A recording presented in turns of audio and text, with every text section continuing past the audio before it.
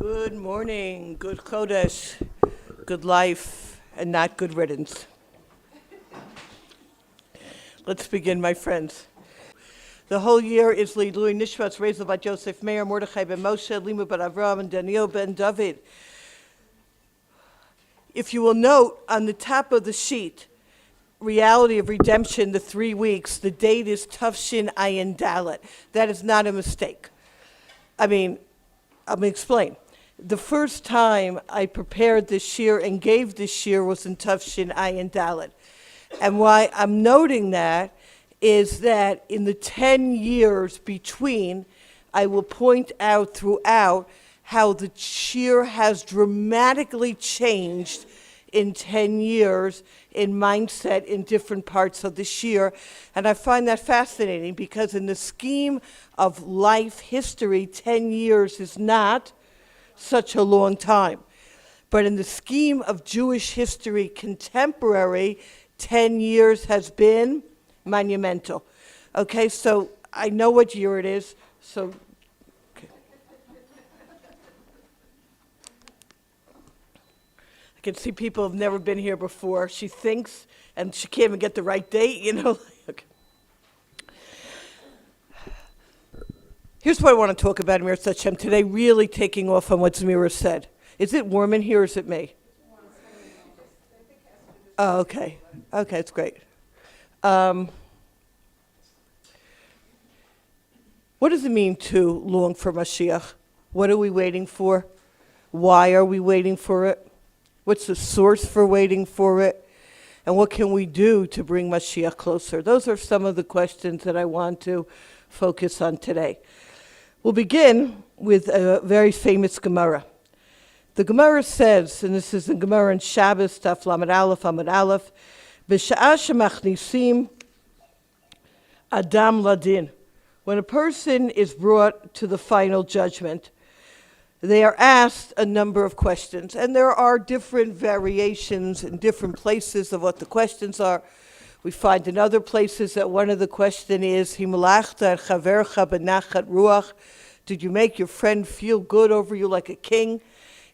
In simple English, were you always the one who told the end of the joke while your friend was telling the joke? Or did you allow them to what?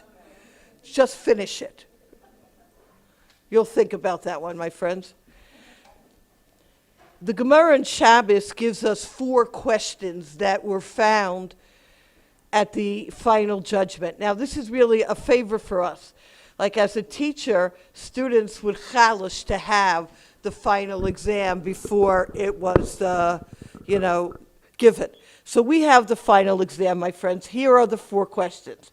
1, Nasata v'natata be'emuna. Did you conduct your business transactions faithfully? Were you honest in business? First question. 2, Kavata itim la Torah. Did you set aside times for Torah study? Yes, I was here every Tuesday morning, La'ela, 9:15, OU Center. You can check my record, right? Kavati itim. I had times that I set aside for Torah study, which means that Torah was important for me. Torah was part of my life. Asakta bepirya v'rivya. Did you engage in procreation? That doesn't mean did you have a lot of children. It means, we'll see what it means in a minute. And final question is, Sipita liyeshua, did you wait in hope for the messianic salvation? Wow. Let's look at Rabbi Fran. With respect to the first 3 questions, Leitz, it's clear that it's been a lot of preparation for the final exam. In recent years, there have been countless shmuzim and conferences devoted to business ethics. Learning Torah, wow. Yeshivas, kolim, daf yomi, dial daf.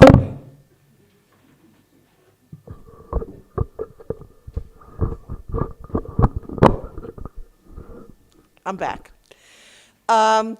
You have Inspiration Daily, Halacha Daily, Smile Daily. I don't know what you're doing daily, but you get these WhatsApps of learning at all times. We all have things coming along our way. We're learning all the time. The third question will not be whether you had children, for that it's not always in our control, but you try to have children, and well as did you try to make shidduchim, that people can have children? Were you involved in trying to create the continuity of the Jewish people, whether through having your own children or through trying to promote for others? Now, when we look at these three questions, we notice a common thread running through them. They all have to do with our daily lives. It's not about, did you eat matzah on Pesach? Did you sit on your sukkah? These are things, right? Business dealings. We're involved every day. Learning Torah. These are things we're involved in. If any of you are involved in shidduchim, you know that is a full-time job. It is true, if it's true that the first source number first three questions all concern our daily activities, then it should be obvious that the anticipation of Mashiach, the fourth question, also has to do with our daily thoughts. The longing for Mashiach is to be part of the very fiber of our beings, not an awareness to which we occasionally arouse ourselves. When we say Moda'ani in the morning, we have to say to ourselves, this could be the day. When no news of Mashiach's arrival reaches us by noontime, we should think to ourselves, already noon, he still hasn't come. We go to bed, well, another day without Mashiach. You know what it'd be like, my friends? Imagine you found something on Amazon. You're still connected to Amazon here? Hello, do any of you get Amazon packages in Israel? Do any of you know what Amazon is? Forget Amazon. You're waiting for a package. I don't care from where. Let's change the example. Your friend tells you, I found the most amazing thing for you imaginable, and I'm sending it to you in the mail. So you calculate, how long should it take? Okay, then you add 2 weeks. And now you're waiting. You wake up in the morning, and what is your first thought before even Moda'ani? Today what? Today must come.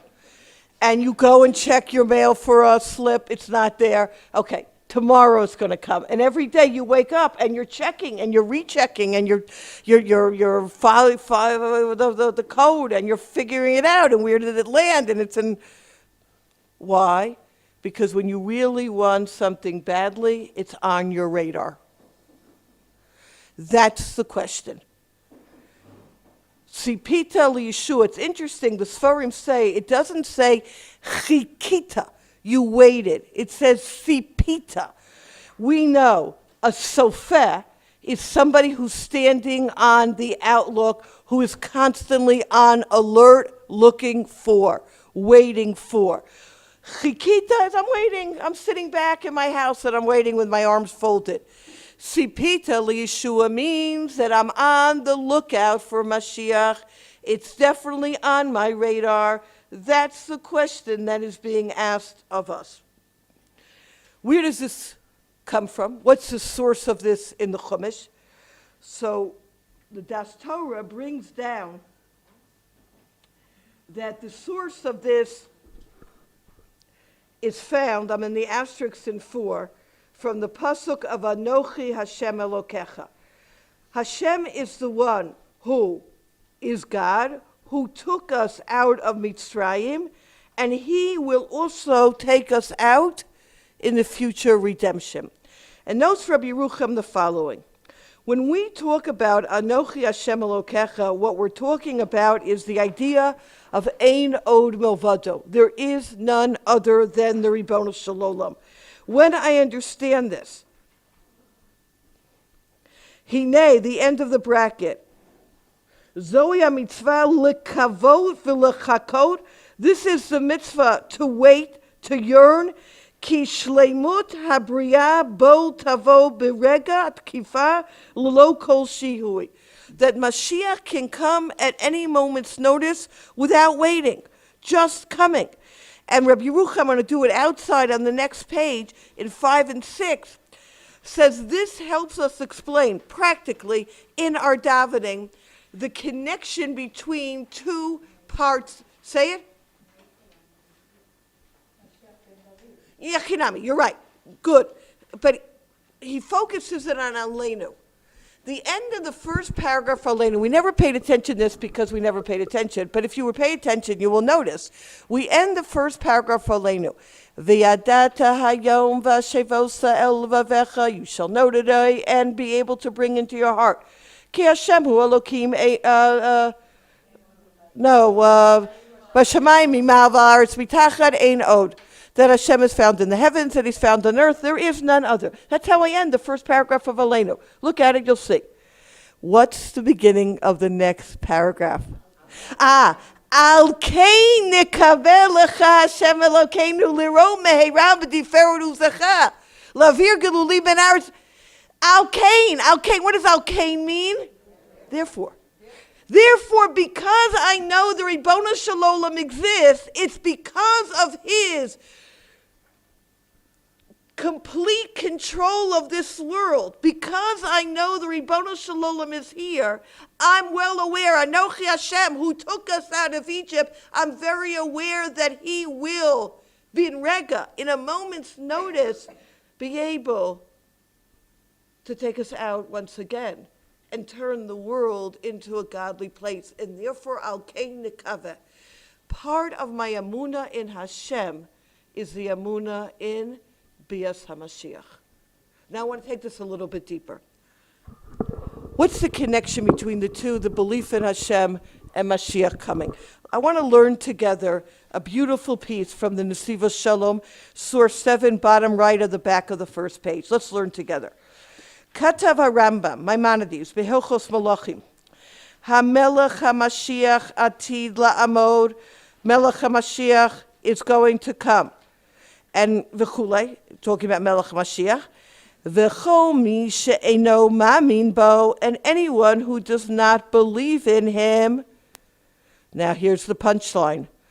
O mi she'eino mechakeh lebiato, as well as anyone who doesn't believe, doesn't wait for him to come. Such a person is a kofar, is a non-believer. Whoa. Could you just hold on here? I get it. If I don't believe Mashiach is coming, I'm a kofar. But if I don't anticipate and I don't wait for him to come, that also makes me a non-believer?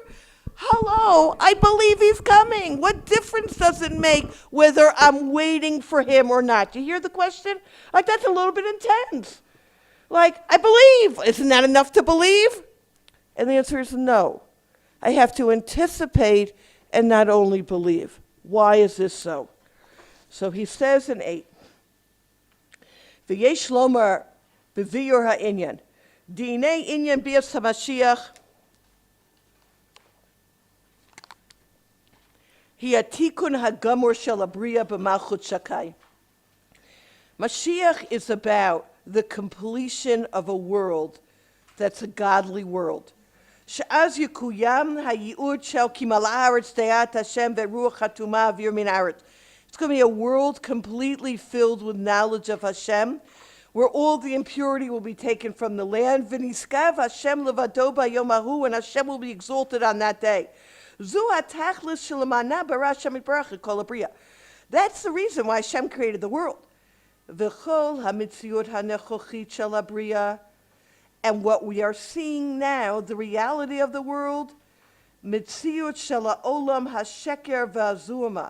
world of falsehood, a world of impurity. It's a world filled with challenges, with difficulties. Understand, hirak prosdor lagia darko el tachlit hanertzeid sheyetikun olam machut shakai. This is not the world that Hashem envisioned. This is moving us to that world. We are living in a broken world right now. I don't need to tell you that. We all know that. And we know, moving down in the underline, ulkil shonon.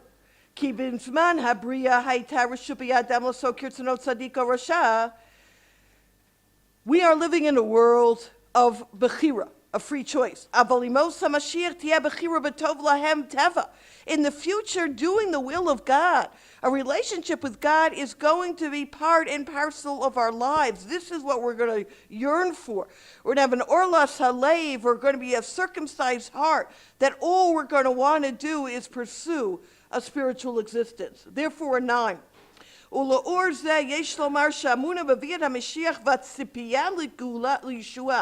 Therefore, the belief in Mashiach and the longing for salvation, this is the result of full belief that a Yehudi Amamin, a Jew believes that in 6 days Hashem created the world.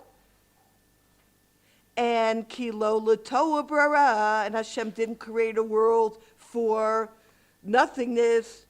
And it can't be that Hashem created the world as it is, a world of so much evil, a world of so much impurity, a world where evil is ruling. This must be a stage to get to the end.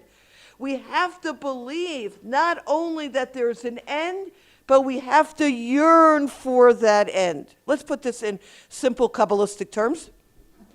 I know that was a contradiction.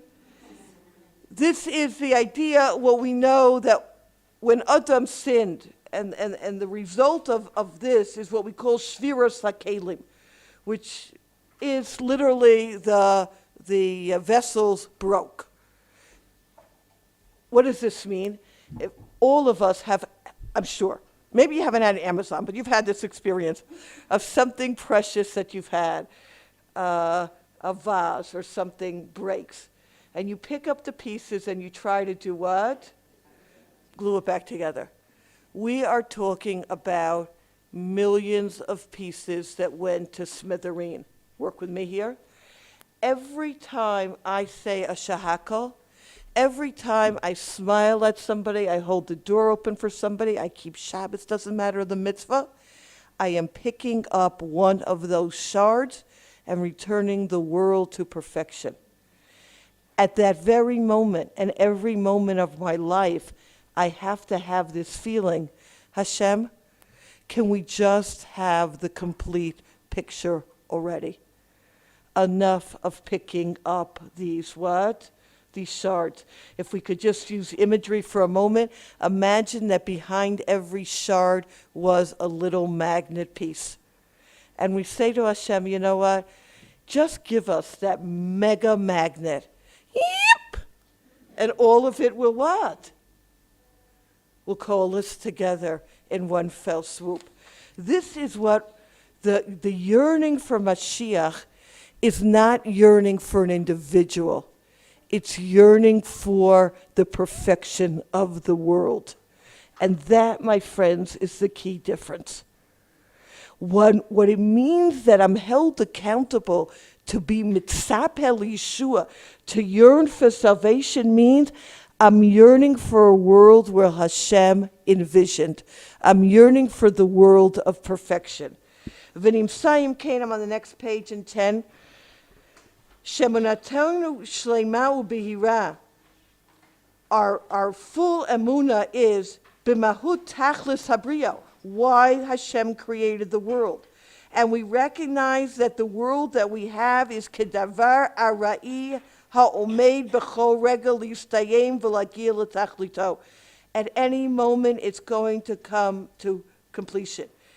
V'la'or zeh, in the asterisk, harei muvan shemi she'no makel biato, anyone not waiting for his coming, odhi she'etzem ha'amuna p'kuma etzlo. There's something missing in your emuna, because it's not just emuna in Mashiach, it's emuna in the world's perfection.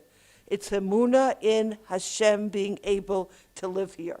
And that's why, as the Siach Yosef brings here, based on Rav Dessler, let's look at the asterisks in 11. Be'ofen klali kulanu shofim mitzapim l'rot b'viyat Mashiach. All of us long for Mashiach. Aval ha'sheila, listen to this, my friends, because this is the punchline really for today, or one of many. L'mahu miyachel, what are you waiting for? Uma mikora shel shifa zu. Where is the source of this longing? Ha'im lo tamun b'shifa zu gam ratzon ishi lakel ma'alav et saratav? Is it coming from, I'm just so overwhelmed with my personal challenges, God, lahavdil elef alfei avdalos, Calgon, take me away? That ring a bell with anyone here? Forget it. Mashiach, take me away. Shiyulu chayim kalim yoter, that I'll have an easier life. She'ifa kazu einena tzipiyah leMashiach. This isn't longing for Mashiach. Ela tzipiyah ledrishat tovat atzmo. This is about you and your life. You want to say something? We've missed the boat. We've missed the boat. Why do we want Mashiach? Yes, as a byproduct of that, our lives will be easier. But it's all about us. It's all about our needs. It's all about making my life better. Why do we want Mashiach? What is the yesod? What is the fundamental idea here? L'taken olam b'malchut shakai, al kein nekaveh lecha Hashem Elokeinu, liro mehera be tiferet uzecha, your glory, your oneness, the perfection of the world. Now, Rabbi Friend brings here in 12, and I will tell you, there are still people who feel this way, believe it or not. We are unfortunately like the 12th grader, I'm in source 12, top left, who told his Rebbe when the class was studying Gemara about anticipating the ultimate salvation, if you tell me it's a mitzvah to want Mashiach to come, I'll want him. But I really don't need Mashiach. I'm learning well, I'm succeeding, why do I need Mashiach? We suffer from the same problem. We think to ourselves, we're honest, we're firm, Yiddishkeit is strong in our city, who needs Mashiach? Since we're no longer in 12th grade, we know better than to articulate our own lack of longing for Mashiach. But when we look deep into our hearts, we know we could ask the same question as that 12th grader. Rav Shimon Schwab Zatzal gave a beautiful parable for our state of being without Mashiach. Imagine you're at a wedding. Everyone's well dressed, the band is playing, the photographers are snapping away, the smorgasbord is wonderful. Everyone's having a grand time. Only one thing is missing. The bride has not shown up. No matter how attractive the surroundings, most of us realize that a wedding without a bride is nothing. Well, a world without Mashiach is a wedding without a bride. Only one difference. We don't even realize the bride isn't here.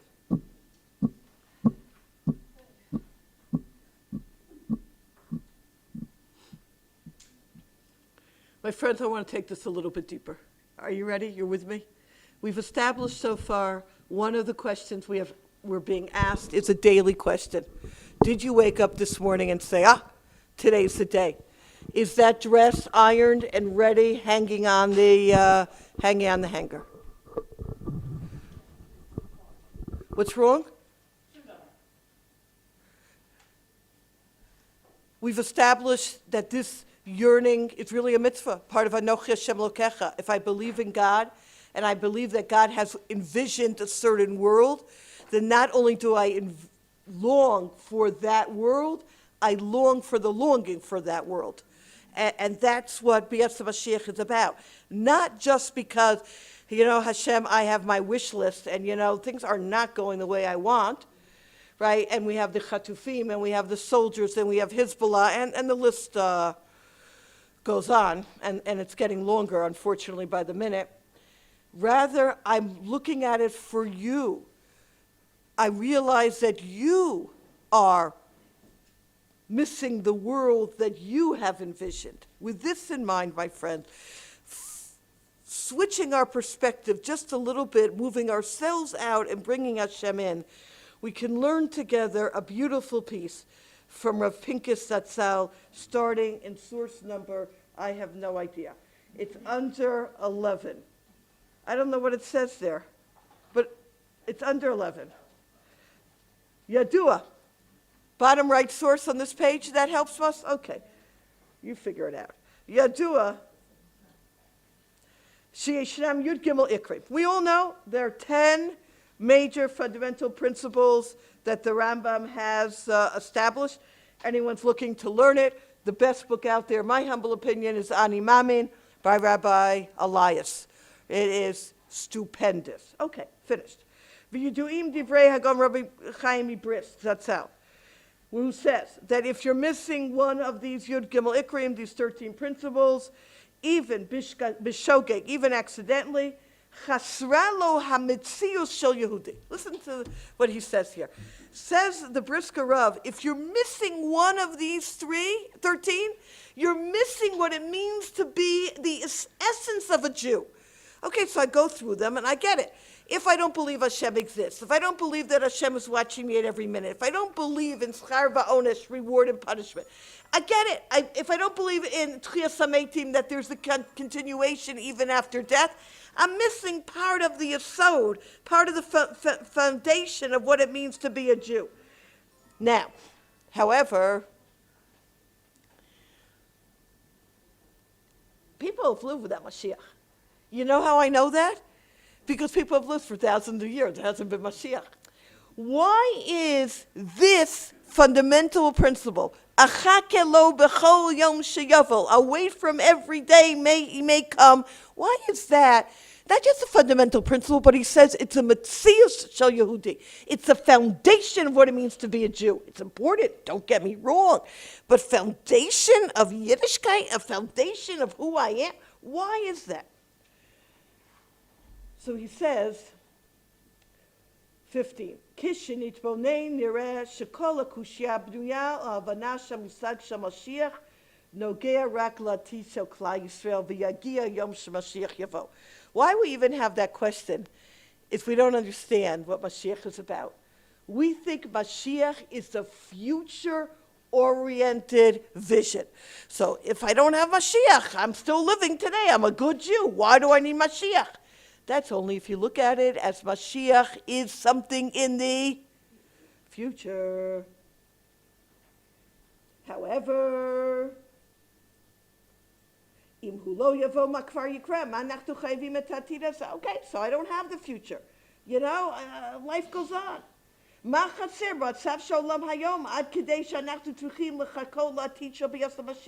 Doesn't affect me today. No. Asterisk 15. Et HaMashiach anachnu tzrichim b'shvil hayom v'lo b'shvil ha'atid. This is very fascinating and very beautiful. The concept of Mashiach is not just about a futuristic vision. The concept of Mashiach reflects something going on right now, here and now. And he says, and this is very intense, Im anu chayim hayom, if we live today, im emunah beviat HaMashiach, with the belief Mashiach is coming, then I can live as a Jew. If not, I'm missing the essential aspect of my Jewishness. What's pshat? Let's go on. This is so rapinkasi. Hagdara shel Yadut, the definition of Judaism, shel Yiddishkeit, otherwise known as Yiddishkeit, he kritat brit im HaKadosh Baruch Hu. Let's explain, and we'll do a little bit outside now. Jews have a covenant with God. Now, there's something very fascinating that happens, and if you didn't think about it, then you've never noticed it. Hashem makes a brit with Avram Avinu. It's called Brit Ben Hapsarim, right? He takes animals, he cuts them up, he walks between them, a whole to-do there. And in the Brit Ben Hapsarim, Hashem says to him, we are now going to have a covenant together, you and I. Great. And in this covenant, Hashem says, oh, by the way, you're going to be, suffering for 400 years. Well, you know what I would say? Yeah. Thank you, but no thank you. This is the way you're saying, it's like someone saying, Necheder Yichud, we're going to get married. And let me tell you, I'm going to beat you up for the next 50 years. I mean, hello, this is the relationship? So the Rav Pinkus, flipping the page, describes the following. He says there are many types, but two types of relationships in, let's say, a business deal. You could have the owner of the company and you could have workers. Let's say the business is faltering and it's going under. The owner is not sleeping at night. The workers who are oblivious to this are having what? Great sleep. I get paid, not my problem, it's their problem. That's one type of relationship. God, you give me reward, you give me punishment, you're the boss, I'm the worker. Hashem says, that's not the type of relationship I want to have with you. And this is very deep and very fundamental and has many, many aspects connected to it. We're in this together. This is the Brit. When I suffer, you suffer. When you suffer, I suffer. We're in this together. We're in this together every moment of our lives. That's our relationship with Hashem. That's Yiddishkeit. Let's move to 17. Gam Yadud Kachi, Mi Shechayim HaKadosh Baruch Hu, and the asterisks in 17. Continue Rav Pinkus. Ima Kadosh Baruch Hu l'tzorach ha'atid ein zayadu. I'm only living for the future. That's not Judaism. Yahadu perusha lechyod hayom im Hashem yisbarach. To live today with Hashem, to love Him today, to speak to Him today. When Hashem is in pain, kivyachol, we're in pain. When Hashem is happy, we are happy. That's the essence of Judaism. That's the Brit. And that's why. Zeu gam hasber madua emuna b'vir HaMashiach shayechet lahoveh lahayom. Anachnu ka'ayom nimseim begalut. Today we are in galus. We are distant from Hashem. Even in Eretz Yisrael, we're in galus. We don't have the Beis HaMikdash. That's the definition of geula, of redemption, is closest to Hashem. Im anu maminim hayom b'viat HaMashiach, im anu chayim margishim she'od ma HaMashiach yavo, harei hachayim ha'mishtafim shelanu b'Kadosh Baruch Hu b'amshichim gam hayom. Hagalud hirak sevel zmani. This is the key. When I believe in Mashiach, I am saying that yes, I'm in pain. Yes, I know the Ribono Shalom is in pain, but I know that my pain is just what? Temporary. At any moment, it can be relieved. Let me try to get this again. I'm going to try. If Hashem is up there and I'm down here, and I'm not really connected to Hashem, so whenever you decide to bring Mashiach, that's great, Hashem. You'll deal with it till then. I'll deal with what I have to deal with, and the twain shall not meet. But if we understand that a relationship with Hashem is in that way, and this is the nefesh HaChaim, that every mitzvah I do affects the spiritual world, and that I have the ability to affect what goes on in this world. There's a partnership, there's a relationship here. It's not up there and I'm down here. We're together. There's a shutfus, there's a partnership here. So today, Ribono Shalom is in Sar. There is so much pain in this world.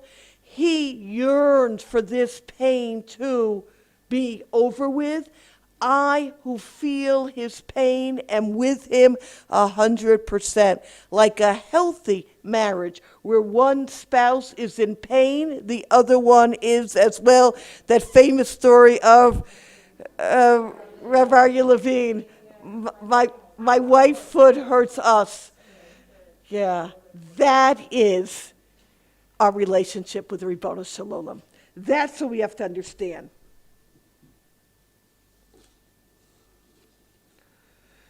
And he notes here in 18, we're living in a world where we are so distracted and we have so many things that take up our attention, and he says our emotional makeup. I love my clothes, I love my house, I love my this, I love my that. Who has room left to love? Hashem. I'm so distracted by so many things in my life. That machine doesn't allow me a minute of quiet. Constantly beep, beep, beep. Who has time? Who has energy? Who has headspace? And that, moving to the top left stores, is what it means. Ilu kirvanu v'nei har Sinai v'lo nasan lanu et HaTorah. Dayenu, had Hashem brought us to Har Sinai, not give us a Torah, it would have been enough.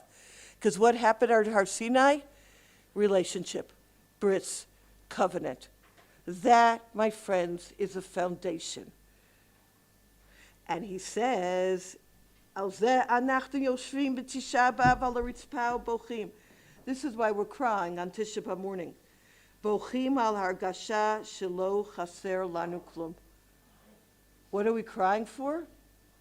Okay, things aren't perfect, but Bizman shebemet chaser lanu et ha'ikar. What's really missing from us is the core. Chaser lanu tzvahut shel Yehudi. Chaser lanu, above 20. Et ha'chayim u'meshutafim im borei olam. You know what we're missing? We're missing our relationship with Hashem. We're missing the core of our lives. It's like the guy who says to his rabbi, I had a dream last night and I thought about God. So the rabbi said, that's not unusual. You usually think about, what you dream about, what you think about during the day. You're learning all day and you're davening all day. Obviously you'll think about God. Rabbi, trust me. I learn all day. I daven all day. I've never once think about God. It's true. Rav Wolbe said it. So that's how. You can daven a whole davening and not once think about Hashem. Haikar chaser min sefer. What's the 3 weeks about crying? We're missing it. We're missing it at an individual level. We're missing it on a global level. Sure. It's always bothering me. I'm so sorry to interrupt you. But if we say position, it didn't happen. Correct. It didn't happen, but a lot did happen. I do, but Aren't we still supposed to be yes, feeling that pain? but we also have Shabbos Nachamu afterwards, and that's built in. And I need you to just wait till the end of the shir, and it might clarify. So I like your question. Just hold it and work with me.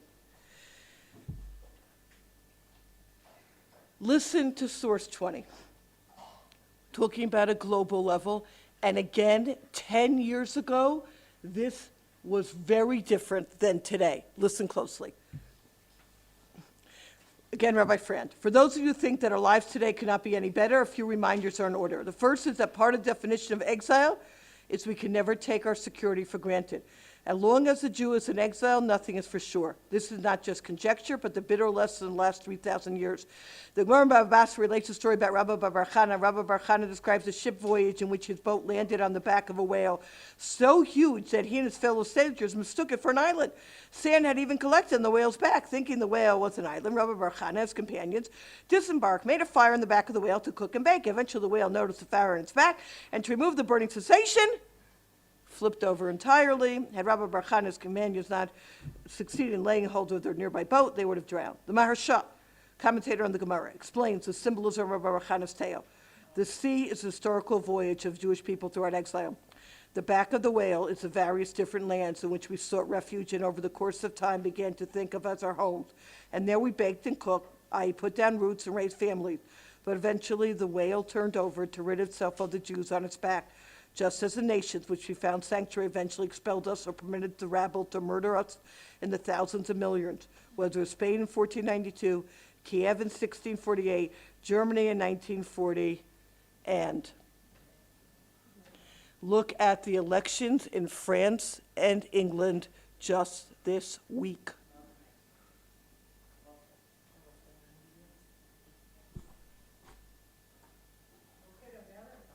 Oh, for sure. You can't. There's nothing to look at. The whale is turning over. That's exactly what's happening. 21. Ha'amkus shebedvarim hi shebe'emet lo bochim al avar, lo bochim al halev shenishbach. It's not just that I'm a chalav shenishbach. It's not just that I'm crying over spilt milk. Hagdara shel Beit HaMikdash hi borei olam. Crying for the Beit HaMikdash is crying for the Ribono Shel Olam. It's crying for the Hashras HaShechina. It's crying for the relationship. Lo al Beit HaMikdash shall underline shenechrav ela chisaron Hashras HaShechina. What we're crying for is that we don't have that feeling of closeness to Hashem. Al kach shanu rotzim lichyot biyachad im borei olam, that we want to live with Hashem. Bechi zel ratzon v'kmiha litkarvut l'Hashem yitbarach hu zeh shegarem shin karev l'borei olam. The key is about yearning and longing to have this relationship once again with Hashem. And as, I'm just moving a little bit faster because of the time, B'yam Derech 22 through 24 notes outside, we're living in a world of kfira, we're living in a world of minus, We're living in a world which screams God is out of the picture on so many levels without being specific. When you bring God out of the picture, this is what we are suffering from today. The crying and the mourning in the 3 weeks is we're mourning that this, which should be the fundamental aspect of our relationship with Hashem, feeling Hashem deeply in my life. When He's in pain, I'm in pain. When there's galus, I'm feeling the galus. I'm feeling His pain of the galus. I'm feeling that connection. When I don't even have that in my purview, that relationship with Hashem, it doesn't mean anything to me. I don't even think about it. So then I need to be in mourning. I need to be in mourning for the Beis Hamikdash within me that's been destroyed. The Shechina, the divine presence that should be connected to every Jew, which is missing from my life. That's what I'm mourning for, that I can go through life and everything is fine and I don't need to even bring Hashem in. Rebbetzin. When I asked why, is that going to bring Mashiach? How are we I'm going to everybody continue. You ask a similar question to the lady in the green. I didn't hear, I'm sorry. Oh, it's great. It's different questions, similar. Green is such a nice color. And I want us to hold to the end of this year. So let me just finish because my time is really running. And then let's see, okay? Okay, great. So I'm going, I'm not taking questions, and I'm putting my foot on the accelerator and putting the seatbelt on. How do we bring Mashiach? What can we do to bring the Geula closer? So obviously one is what we spoke about, bring God into our lives in a more real way. But I want to talk about other things. The Talei Chaim, and obviously there are many answers to this question. The Talei Chaim, the Chalvan Zatzal, says the following.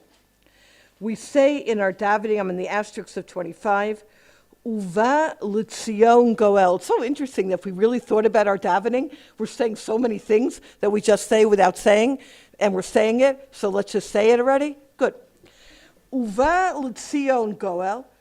We're talking about when the Redeemer, Uleshave pesha b'Yakov num Hashem. They'll be the returners of the sinners of Yaakov, says Hashem. Ketzad ba hagoel v'ketzad navia tegula. How can we bring redemption? Be'emsaut shavei pesha b'Yakov. Tnuat hatshuva. Litorer be'oz lashiv et Yisrael lavim shashmayim. One component is tshuva. Bringing more people back closer to the Ribono Shel Olam. Now, it's interesting. I'm going to share here 3 just nekudos. All 3 we have witnessed since October 7th. The amount of people who have taken on some aspect of Torah and mitzvos as a result of October 7th is very, very profound. I've read stories, I'm sure you've read stories, of the Chatufim themselves. I was reading a story about one woman who said, I never davened. I didn't even know what God was. But when I was in that predicament, I davened like I never davened before, and I had such a close relationship with Hashem that when she was released on the first round, she's now covering her hair and fully shomer Torah mitzvos. It was like a profound, but it wasn't just the Chatufim. People here have started keeping Shabbos, have started slowly. The amount of chayalim with tzitzit. Wow, like 200,000 requests. You're getting the picture here. Tshuva. Second aspect, Zesod in the asterisk 25, Misimat Hador Vagula.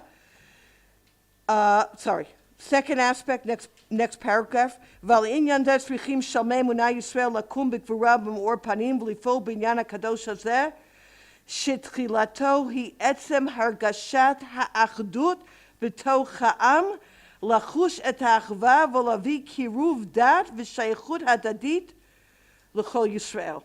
L'natet et kirot hazchuchit ha'memchamamot kol echad b'chug chayav ha'pratim. We get it, and we're beginning to lose it. Break down the barriers. you hold by this and you hold by that. We're all in this where? Together. Achdus. Jewish unity is the prime goal. You know, the story, I've shared this story many times. You know, there's some stories you can share many times and you can continue to share and it's still inspiring. So I'm going to share a story I know I've shared, but I don't care. Because I've shared stories and I've had people, remember going back to Lachta Chavercha? You've told us this already. Great, so I'm telling you again. I love those people. Glad you were listening the first time. Nachshon Waxman. How many years has that been? 20? Yeah, many years ago. More, 25, 28 years ago, 30 years ago. Okay, so 30 years ago. Thank you for giving me the exact. I like MS as much as possible. 30 years ago, there was a massive rally at the Kotel for the release of Nachshon Waxman. 100%. I'm sharing some. You're right. 100%. Good. Sephardim, Ashkenazim, Litvish, Hasidic, from, not from, every stripe and color you could imagine was at the Kotel. And we know Nachshon Waxman did not survive. Shortly afterwards, there was a person in a coma in the hospital who was not religious, who asked to speak to a certain Rebbe. The Rebbe had just lost his wife. He had just gotten up from Shiva, so he sent his son. Now, the fact that this man even knew about this Rebbe was fascinating because he was not connected to anything. So the son comes and he says, I want to tell you, while I was in my coma, your mother came to me and told me the following, thank you, that you should share with people.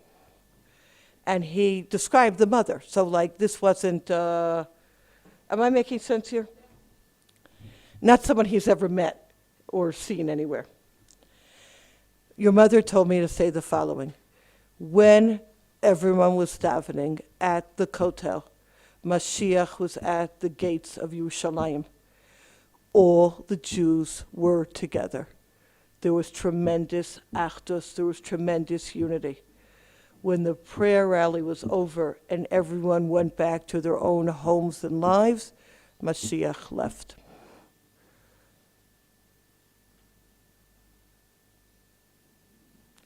Hashem has done his utmost to get us back, to wake up. We're all in this together. What is our problem? That we get hung up on this difference and that difference. The orchestra is made up of many different instruments. If you only had a violin or only had drums, it would not be a beautiful orchestra. We're all here to serve Hashem together. Achdus. OMG. Third. Next page.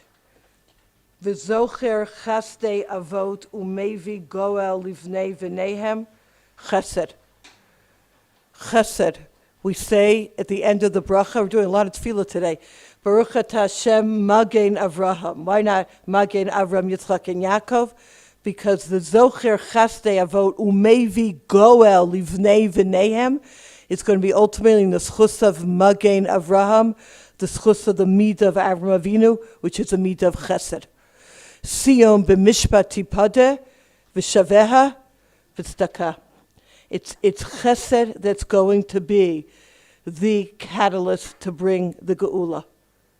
And again, the amount of Chesed we have and continuously see being manifested this past year has been unprecedented.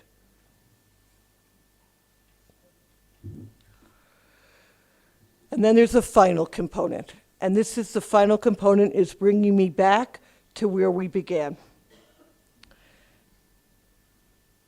Nesiva Shalom, source number 29.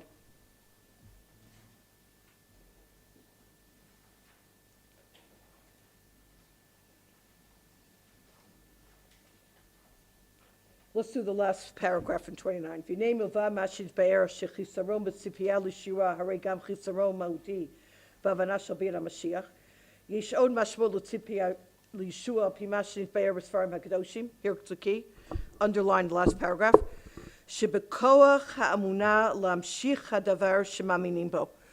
Believing in something creates a reality for that thing to happen. That's why Chazal say, B'schus emuna nigalu v'sein Mitzrayim. In the merit of emuna we were redeemed. U'b'schus ha'emuna asidim ligal. And the schus of emuna we will be redeemed. What we're talking about here is the emuna is something that creates a reality. Shehakoach, the asterisk, lahamshich et ha'gula, hi hamunaba v'sipiyah liyeshua. And that's why he says in the bottom, Kamo shematzinu binyan hamuna bashkochat prati, shekol kama shemunato sheyudi yoter chazaka, ubehira bashkacha prati. The more you really believe that Hashem is watching you, the more you bring down that watching and that closeness to Hashem. Likewise, the more we believe, the more we yearn for, the more we are looking forward for Mashiach to come, the more we bring it closer. Mamshichim in the next page, top right, umekarvim yoter tegeula. We find 33, Rav Pinkus Zatzal Shabbos Malkus says, Rashi, who were the 2/3 of the people that did not get saved in the Makas Choshech and died? Rashi tells us their sin was, the last line of 33, Haya rak milo mishelo ratzu latzeit. They didn't want to be redeemed. What brings redemption is a desire for redemption. And he says, and this is true individually, 32, Kashem sheish gulat haklal, kash yesh gulat haprat, kafi shano omrim betfila. This is true of both individually as well as collectively. The more you believe in something, the more of a reality you create. As the Marami Kuvram Zatzal says, the worst thing a Jew can do is to be mashlim imatzavo, to just say, this is my situation, nothing can change. You know, I was just reading a story, which I don't have time for, but I'm going to tell you anyway. What'd you say? I have an extra 5 minutes? That means I have an extra 25. Thanks, I appreciate it, Shira. You give a finger, I take a hand. 5 times more. Thank you. I was at Chanky's this week. You know they're having 25% sale on English books? Very dangerous for me to be there. I was there twice in the same day. It was really, really dangerous. I was looking at a book. I didn't buy it, but I was going through the book, and I found a story in the book, which I didn't buy, so I can't tell you which book it is, of a rabbi who was in a prison. It was a rabbi, not he was in a prison. He was a rabbi of a prison. Does that make more sense? Yeah. Not the rabbi in the prison. Like, you know, what was it, Kelman's book, the Friday the Rabbi Slept Late? Doesn't matter. Forget it. Just drop it. Where were you, Shira? I know. He was a rabbi that went to prisons. That was better English. And there was a fellow there who was not religious, who had a 15-year term. And while he was in prison, he got close to this rabbi, and he began to learn, and he was choser b'tshuva. And he started learning about Shabbos, v'chulei. And then he found one day this Gemara that says that if you keep 2 Shabboses in a row, you'll be redeemed. So he said to the rabbi, teach me laws of Shabbos, I want to keep 2 Shabboses. So the rabbi said, you know, the Gemara is really about the Jews as a people. Rabbi, I read it black and white in English. Keep 2 Shabboses, you will be redeemed. I need to get out of here. Teach me the laws of Shabbos. Okay, I just don't want you to be disappointed. Rabbi, I'm not worried. That's what the book says. I'll be redeemed. I'll be out of here. The rabbi had, for whatever reason, didn't come back for a few weeks, came back and was looking around for this fellow and said to one of the other prisoners, what happened to so-and-so? He's been out of here already. And you know the funny thing is, he got out suddenly, and 2 weeks before he got out, he went around telling people, in 2 weeks from now, I'll be out of here. Do you know what, my friends? It's true for all of us. The more we believe in something, the more we create a reality. So now back to the questions that were asked. Well, I'm believing, and I'm holding, and I'm still what? I'm still here. My friends, you don't know how we are bringing Mashiach one moment closer, one day closer. You don't know. We don't know the larger picture. But what we do know, and this is where I want to finish off, is the last page.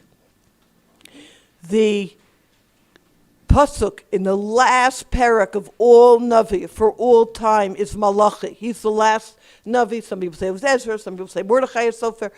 Malachi says, 3rd chapter, opening line, Pitom yavo el hechalo hadon asher atem mevakshim. Mashiach is going to come suddenly. You don't even know that he's going to come. He brings on the top right of this page, he says, in the old days, the mindset of Mashiach was the following conversation. One person would say to another person, are you going somewhere tomorrow? If Mashiach doesn't come. Al tiftach pelo satan. Don't even say if Mashiach doesn't come. Right? Don't even open that possibility. But Mashiach was on their radar. Mashiach is going to come at a moment, notice that we're not even going to be aware and have any preparation. It's going to be suddenly. And the mindset that the Chafetz Chaim 41 brings is the following. Anyone here who has the privilege of having more than one child can appreciate this imagery. If any of you have had the privilege of having more than one child, or many more, you know that when you're in the 9th month plus, you start making arrangements for your first child or your first 10 children. And every day it's a different arrangement. So you wake up Monday and say, okay, if I go into labor today, so-and-so is going to pick up my kid from Ghana, and so-and-so's going to take that from school. Now it's Tuesday. No, I have what? I have to make new arrangements. Wednesday, I'm back to the Monday. And every day, you don't know when you're going to go into labor, right? Do you even know what I'm talking about? Anyone been there? And you're like, okay, I have to plan my day in case what? That is, says the Chafetz Chaim, how we have to plan our day. In our planner, where we have everything mapped out so neatly, there's a contingency. And if Mashiach, or when Mashiach should come, then this is who I have to contact here, where we're going to meet. That's why we have cell phones today. So you know where everybody is, so you can all meet together to greet Mashiach. Yeah?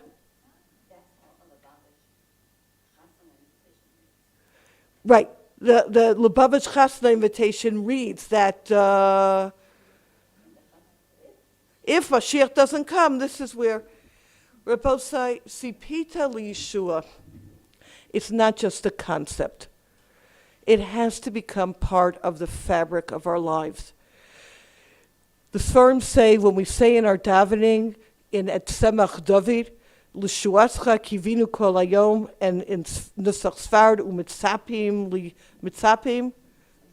liyeshua.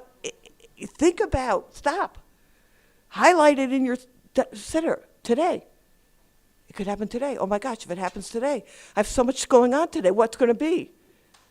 That is the way to be able to answer this question in a positive way.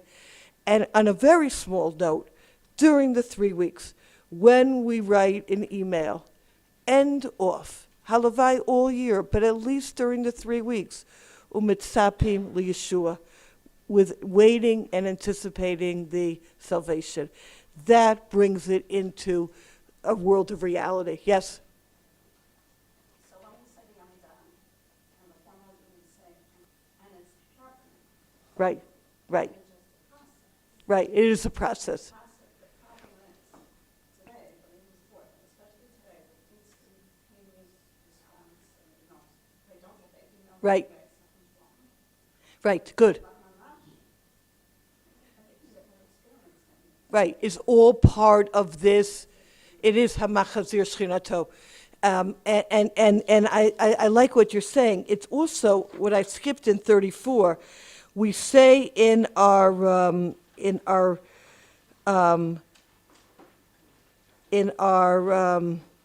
Kedusha, Mimkomcha Malkeinu Sophia, from your place Hashem reveal yourself, V'simlo Chalenu, and rule over us, Ki Mechakim Anachnu Lach. Right now, we're waiting for you. If we pay attention to our davening, we will find over and over again that we are really what? We're tapping into that desire. We need to really what? Focus in on it on a more of a realistic way. I'll just end with the station identification announcement. This is the end of Shavua Sefer for Smiles. Behind, at the back wall, there is, Aviva, a book called Arise and Aspire on Birkos HaShachar. It is a life-altering book that is available for 70 shekels. That's one. And again, there are brachos about Geula, you'll see there. We also have for sale today, as part of the Shavua Chodesh HaSefer, Torah tapestries on Bamidbar and Dvarim. Thank you. Torah tapestries, you buy a green one, you get the brown one free. 70 shekels also. So long Shabbases, great read on the Parsha. So that's all available back there, and pay at the front desk.